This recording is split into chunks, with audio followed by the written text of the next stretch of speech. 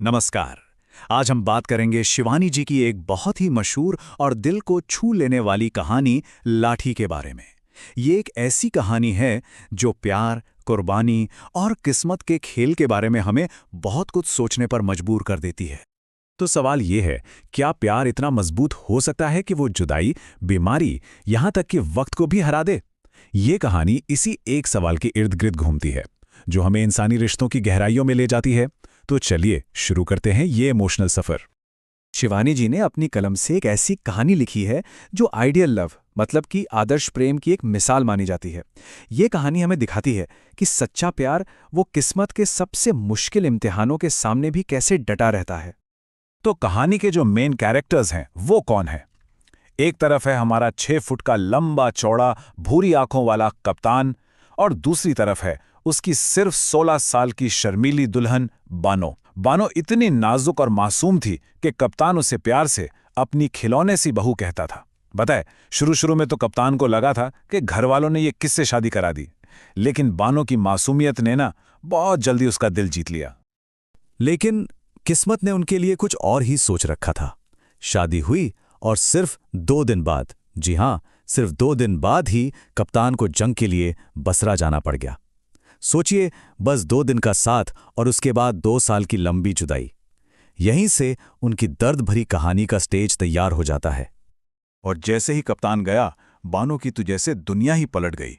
साथ साथ नंदों के ताने और घर का वो काम जो कभी खत्म ही नहीं होता था, सारा बोझ उस अकेली लड़की पर आ पड़ा। ये सिर्फ काम नहीं था, आप समझिए, ये एक तरह का जुल्म था जिसने धीरे धीरे उसके शरीर और मन दोनों को खोखला करना शुरू कर दिया। और फिर उसे वो बीमारी लग गई जिसे उस जमाने में मौत का दूसरा नाम माना जाता था, क्षय रोग यानी टीबी। उस वक्त टीबी का कोई पक्का इलाज नहीं था और ये फैलने वाली बीमारी थी, तो बानो के लिए तो ये एक तरह से मौत की सजा सुनाने जैसा ही था। 2 साल गुजर गए। कप्तान बर्मा और बसरा के मोर्चों से वापस लौटा, लेकिन घर आकर उसे पता चला कि बानो तो घर पे है ही नहीं, वो एक सेनेटोरियम में है। और जब कप्तान ने वहां जाकर बानो को देखा तो वो अंदर तक हिल गया। उसकी वो खिलौने जैसी दुल्हन अब एक मुरझाए हुए फूल की तरह लग रही थी।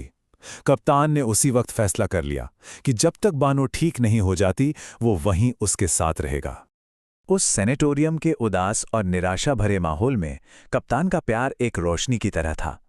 वो बानो का मन बहलाने के लिए पहाड़ी गाने गाता था, तो दूसरे मरीज भी अपने बिस्तर से ही आवाज लगाते, वाह कप्तान साहब, एक और हो जाए। उसका प्यार सिर्फ बानो के लिए नहीं, बल्कि उस पूरे वार्ड के लिए एक दवा जैसा बन गया था। कप्तान का तो पूरा दिन ही बानो के नाम था। अपने हाथ से उसका बुखार चेक करना, वक्त पर दवा देना, उसके बालों में कंघी करना, उसे अपने हाथों से खाना खिलाना। ऐसा लग रहा था मानो शादी के 2 साल बाद उनका हनीमून चल रहा हो।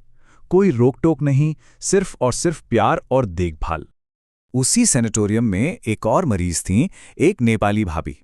वो बड़ी मजेदार थीं, मुंह फट और एकदम जिंदा दिल। दिन भर अपने पति और ससुर को कोसती रहती थीं, लेकिन फिर एक दिन अचानक खांसते खांसते ही उनकी जान चली गई। उनकी वो हंसती खेलती जिंदगी का इस तरह खत्म हो जाना एक तरह से आने वाले किसी बड़े तूफान का इशारा था। और फिर वो दिन आ ही गया जिसका डर था। डॉक्टर ने कप्तान को अलग से बुलाया और साफ साफ कह दिया, कप्तान साहब, इन्हें घर ले जाइए। इनके पास अब बस 2-3 दिन ही बचे हैं।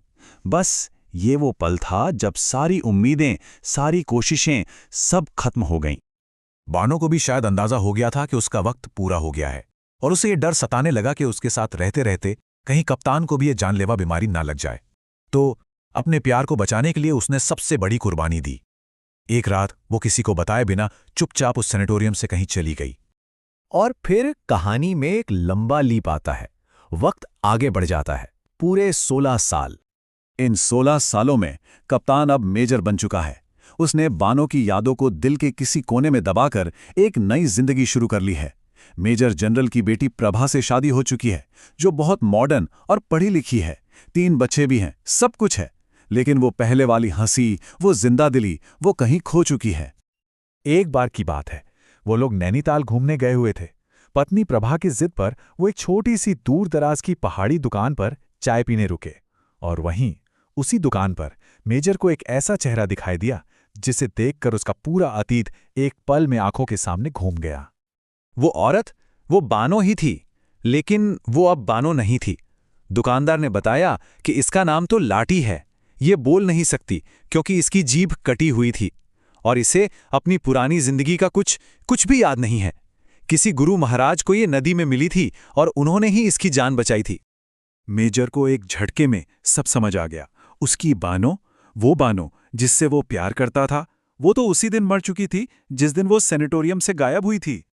ये जो उसके सामने खड़ी थी, ये तो लाठी थी, एक बिल्कुल अलग इंसान जिसकी अपनी एक नई पहचान थी, अपनी एक नई दुनिया थी।